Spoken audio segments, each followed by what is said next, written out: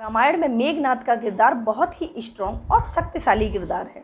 एक वही तो थे जिन्होंने लगभग लक्ष्मण जी की जान ही ले ली थी।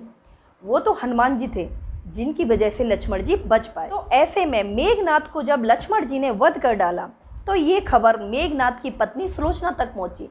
सुलोचना बेहद दंग रह गई। ये कैसे हो सकता है?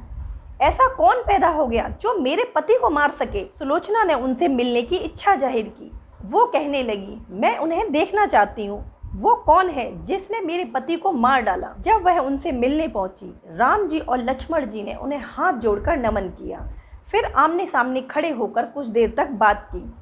कुछ देर तक बात करने के बाद सुलोचना जिन लोगों के साथ आई थी उनसे कहने लगी, चलो ठीक है, मैं मान गई कि इन्होंने ही मेरे पति को मारा है। सुलोचना के ऐसे शब्द सुनकर सुलोचना के साथ आए लोगों ने हैरान होकर सुलोचना से पूछा कि आपने ऐसा क्या देख लिया? आपने ऐसा कैसे मान लिया कि इनमें वो शक्ति है कि ये आपके पति को मार सकते हैं? सुलोचना ने कहा, यहाँ मैं जितनी देर इन दोनों भाइयों के सामने खड़ी रही, इन दोनों भाइयों ने मेरी आंखों में नहीं देखा, मेरे चेहरे की तरफ नहीं देखा।